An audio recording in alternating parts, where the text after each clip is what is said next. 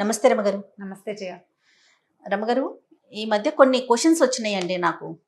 మిమ్మల్ని అడగండి, మీతో డిస్కస్ చేయండి, రమగారితో చెప్పించండి అని. ఫస్ట్ క్వశ్చన్ అడుగుతాను. పూజ చేసుకునేటప్పుడు టిఫిన్ చేసి పూజ చేసుకోవచ్చా? కొన్ని సందర్భాల్లో ఆరోగ్యం బాగోని పరిస్థితి ఉంటుంది, కొంత లేట్ అయ్యే పరిస్థితి ఉంటుంది. సో పూజ అసలు అలా చేసుకోవచ్చా? రమగారిని అడిగి మాకు ఆన్సర్ కావాలి అంటే అని చెప్పి అడుగుతా ఉన్నారు. దీంట్లో బోల్డ్ అన్ని అభిప్రాయాలు ఉంటాయి జయ. ఒక్కొక్కళ్ళది ఒక్కొక్కటి ఉంటుంది. ఏమైనా తినేసి అలా చేయకూడదని, ఇలా పెద్దవాళ్ళు కొంతమంది ఉద్దేశాలు ఉంటాయి. టిఫిన్ తిని గుళ్ళోకి వెళ్ళకూడదని, అన్నం తిని గుళ్ళోకి వెళ్ళకూడదు. ఇవన్నీ రకరకాలు ఉన్నాయి. ఆరోగ్యం సహకరించదు ఒకటి. కొంతమంది ట్యాబ్లెట్ వేసుకుంటారు, పొద్దున్నే షుగర్ ట్యాబ్లెట్ ఏదో పడేసుకోవాలి.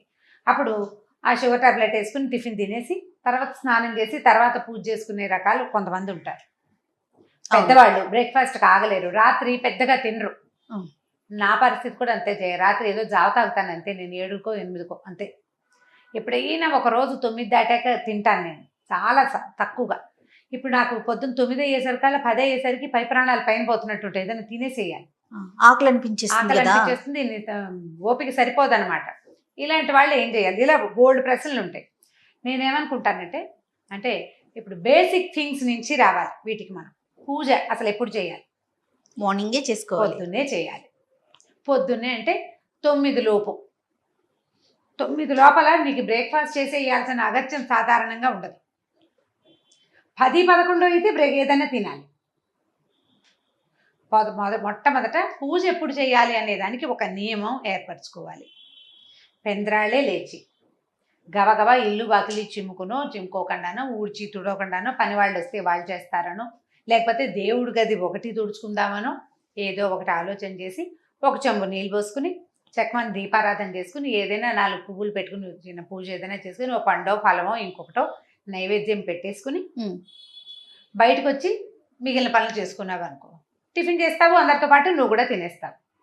అలా కాకుండా స్నానం చేయకుండా అలాగే ఉండి మెల్లిగా ఆ పని ఈ పని చేసి పిల్లలకి బ్రేక్ఫాస్ట్లు పెట్టేసి మగవాళ్ళకి బ్రేక్ఫాస్ట్ పెట్టి వాళ్ళని బయటికి పంపించి లేదా ఆఫీస్ పని మీద కూర్చోబెట్టి ఆ తర్వాత నువ్వు స్నానం చేసి ఆ తర్వాత నువ్వు చేయాలంటే వీళ్ళందరి కోసం చేసిన టిఫిన్ ఏమో చల్లారిపోతుంది, నీకు నీరసం వస్తుంది, తినేయాలనిపిస్తుంది, అప్పుడు ఆకలి అనిపిస్తుంది కదా. ఇప్పుడు ఎంతసేపు మనకి ఆత్మారాముడు గోల పెడుతుంటే అసలు రాముడు పూజ ఏం జరుగుతుంది? సరిగ్గాను జరగదు కదా.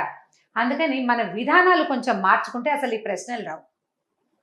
ఎలా అంటారు? ఎలా? నువ్వు పొద్దున్నేలే, దానికి ముందు రోజు రాత్రి పెందరాళే పడుకో. రాత్రి 2 దాకా కూర్చోవద్దు. పిల్లలుంటే వాళ్ళ దారిని వాళ్ళు ఉంటారు, నీ దారిని నువ్వు పడుకో. కావాలంటే పొద్దున 1 గంట పడుకోవచ్చు. పెందరాళే లేవటం, లేవగానే అత్యవసరమైన 2-3 పనులు చేసి తొందరగా స్నానం చేసేయటం, స్నానం చేయగానే పూజో పునస్కారమో చేసేసుకోవటం,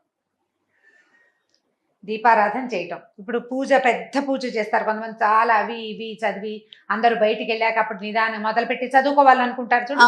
వీళ్ళు ఏం చేయొచ్చు అంటే మార్నింగ్ ఏదో చిన్న కప్పు కాఫీయో హాఫ్ కప్పు టీయో కాకుండా ఓ గ్లాస్ జావ తాగటం, ఒక అరటిపండు తినేయటం, ఓ 4 బాదం పప్పులో 6 బాదం పప్పులో రాత్రి నానబెట్టిన ఉంచుకుంటే చక్కగా ఒక 1/2 డజన్ బాదం పప్పులు తినేయటం.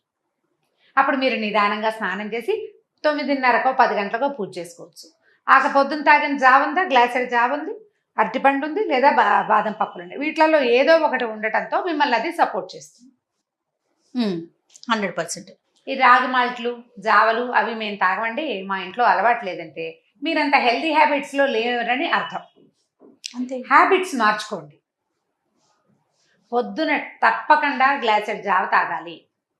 హార్లిక్స్ తాగుతారు కొంతమంది, అవి మార్నింగ్ టైం తాగేసేయండి. బాదం పాలు తాగే వాళ్ళు ఉంటారు, బాదం మిల్క్ తీసుకుని తాగుతారు, ఆల్మండ్ మిల్క్, అవి కోకోనట్ మిల్క్ తాగుతున్నారు ఇవాళ రేపు హెల్త్ కోసం.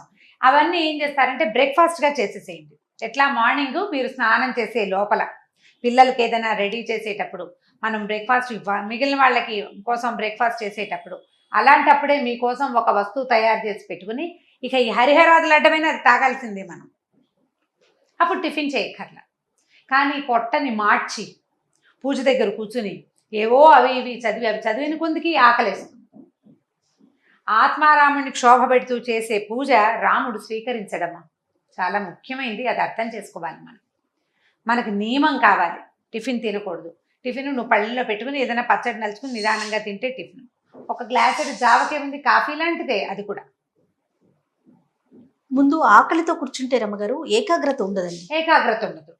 మీరు మనం పొట్టలో దృష్టి పెట్టలేకపోతాం. ఒక పదార్థం ఉంటే అది మీకు ఆకలి వేయదు. రెండోది ఏంటంటే చాలా ప్రధానమైంది, శరీరము ధర్మ సాధనాల్లో అత్యంత ముఖ్యమైనది. బతుకుంటే బలుసాకు తినచ్చు అంటామా మనం? అంటాం కదా.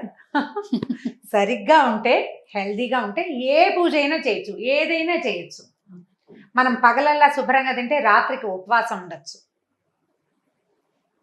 శరీరాన్ని కష్టపెడుతూ చేసేటువంటి ఏ భక్తి మార్గమైనా భగవంతుడి ప్రశంసకి నోచుకోదు.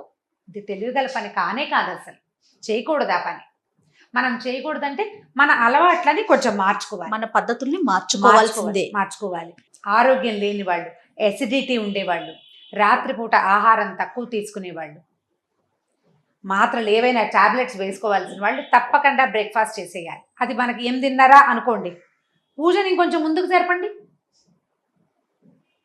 ఏవైనా చదువుకోవాలి, చాలా చదువుకోవాలనుకుంటారు మీరు, బోల్డన్ ఉంటాయి. లలితా శాస్త్రం చదవాలి, శాస్త్రం లేకపోతే విష్ణు సహస్రనామం చదువుకోవాలి, ఆదిత్య హృదయం 5 సార్లు చదవాలి, ఇవన్నీ ఉంటాయి. నా దగ్గర ఇంకొక మెథడ్ ఉంది, అది ఇంకా సింపుల్ మెథడ్. మీరు ముందు స్నానం చేసేసి దీపారాధన చేసేయండి. దీపం పెట్టుకోండి, అగరత్తులు వెలిగించండి, 2 పువ్వులు పెట్టండి, 2 పళ్ళు నైవేద్యం పెట్టుకోండి. 5 నిమిషాల్లో అయిపోతుంది. లేచి యువతలకు వచ్చి టిఫిన్ పని చేసి టిఫిన్ తినేసేయండి. టిఫిన్ అయిపోయాక మీరేం చదువుకోదలుచుకున్నారో అది చక్కగా కూర్చొని చదువుకోండి.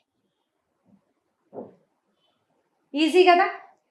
ఈజీనే, కానీ తినేసి చదువుకోవచ్చు అంటారు. ఎందుకు చదువుకోకూడదు? నీకు ప్రధానమైనది ఏమిటి? దేవతకి అర్చన. అది నువ్వు చేసేసావు భక్తి శ్రద్ధలతో నువ్వు అర్చన చేసేసావు. ముందే నువ్వు పువ్వులు పెట్టావు, దీపారాధన చేసావు, అగరవత్తులు చూపించావు, పండు ఫలము పాలు కాచిన వేడి పాలు ఏవో నైవేద్యం పెట్టేసావు. పెట్టిన తర్వాత చదువుకోండి.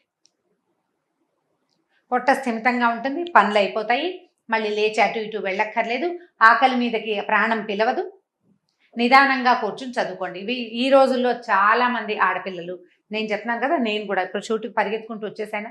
నేను వెహికల్లోకి ఎక్కాక అప్పుడు మెల్లిగా రామరక్షా స్తోత్రం చదువుకున్నాను. బ్రేక్ఫాస్ట్ చేసేసాను. నేను డ్రైవ్ చేస్తూ కూడా చదువుకుంటా. ఎక్కడికైనా వెళ్తూ క్యాబ్లో చదువుకోవచ్చు, కార్లో కూర్చొని చదువుకోవచ్చు. ఈ చదువు పూజ 2 ఒకేసారి చేయాలన్న ఆలోచన చేయక్కర్లా. మీరు అలా అనుకున్నప్పుడు మన పద్ధతులు విధానాలు మార్చుకోవాలి. ఉదయాన్నే లేచి చేసేసుకోవాలి. అలా కుదరని పక్షంలో మీరు ఇలా చెయ్యండి. స్నానం చేసే ముందు ఒక 8-10 నిమిషాలు ఇస్తే చాలా, అంతకంటే టైం ఇవ్వక్కర్లా. దేవుడి దగ్గర ఈ 4 పనులు చేయటం: దీపం పెట్టుకోవటం, దీప ధూప నైవేద్యాలు 3, పువ్వులు, నమస్కారం చేసుకోవటం, లేచి యువతలకు అక్కడ దేవుడి దగ్గర చదవలసిన తొలి శ్లోకాలు కొన్ని ఉంటాయి. ఇవి అలా కాదు, మేము సంకల్పం చెప్పుకుని పూజ చేసుకునే వాళ్ళు కొంతమంది ఉంటారు. అవునండి. రోజు సంకల్పం చెప్పుకుని నిత్య పూజ షోడశోపచారాలు చేసే అలవాటు ఉన్నవాళ్ళు మీరంతా చక్కగా జావ తాగేసి ఈ పని చేయండి.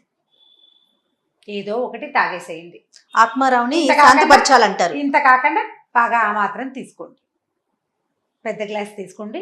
ఒక అరటి పండు తినండి. పండుకి ఏ దోషము ఉండదు, ఏమి ఇబ్బంది, శుభ్రంగా తినేసేయచ్చు. బాదం పప్పులు నానబెట్టుకోండి. ఇప్పుడున్న సిచ్యువేషన్లో కూడా బాదాములు, తర్వాత ఏమో వాల్నట్స్ చాలా మంచివట. ఈ 2 నట్స్ చాలా మంచివి. బాదాములు రాత్రి నానబెట్టుకోండి, పిల్లలకి పెడుతుంటారు చాలామంది, పెద్దవాళ్ళకి పెడతారు. ఒక 6 పప్పులు తినేయండి. దానికి ఏం అనుపానాలు అక్కడ తోలేసుకోవడం, నోట్లో వేసుకోవటమే.